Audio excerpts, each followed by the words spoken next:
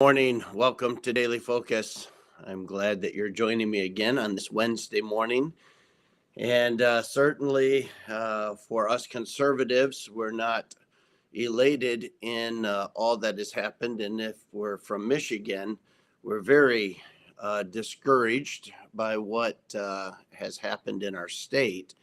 But we're not disheartened because we know who puts in leaders and we know who takes them out. And so therefore we can have complete trust in the Lord, knowing that his way is perfect, that he makes no mistakes, that all that has been true about God will always be true about God. And his promises are true for us today as they are every day. And so Psalm 112 is a very fitting psalm for a day like today. And so let me read it to you, and then I'll make some comments. It's reminding us about the joy of living upright. Praise ye the Lord. Blessed is the man that feareth the Lord, that delighteth greatly in his commandments. His seed shall be mighty upon earth. The generation of the upright shall be blessed.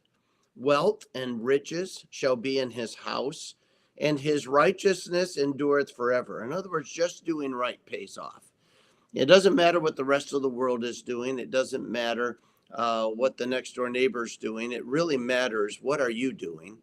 And if you do what's right, that has an eternal perspective. Unto the upright there arises light in the darkness. Boy, what a joy. And I've entitled this one, that unto the upright, if you just want to do what's right, there is light that comes out of darkness. And we might look in a political cloud right now. It may look politically dark, but if we just do what's right, light arises out of it. He, God, is gracious and full of compassion and righteous. A good man showeth favor and lendeth. He will guide his affairs with discretion. Surely he shall not be moved forever. The righteous shall be in everlasting remembrance. He shall not be afraid of evil tidings. Just because you get bad news from the news, just because you get some political bad news, just because some very evil proposals pass into law, it doesn't mean that we have to be afraid. We don't have to be afraid of evil tidings. His heart is fixed, trusting in the Lord. His heart is established. He shall not be afraid until he see his desire upon his enemies. He hath dispersed, he hath given to the poor. His righteousness endureth forever. His horn shall be exalted with honor.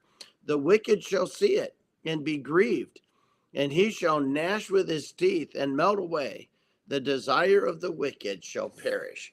You know, all that we're seeing in the political leftist agenda, where man and his passions are unbridled and his desires for power seem to be fed.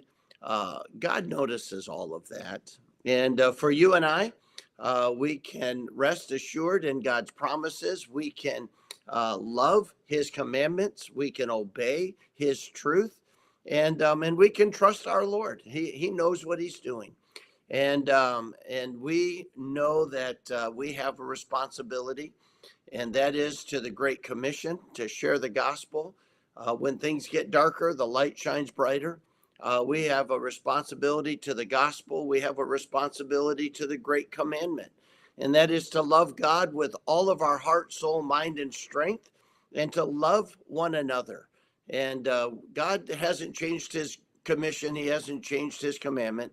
And these are still great. They're still the two drivers of why we're here and what we accomplish while we're here, while we seek to accomplish bringing glory to the name of our great God and good attention to him. And so may you have a cheery heart today, knowing that everything that has always been true about our God is still true.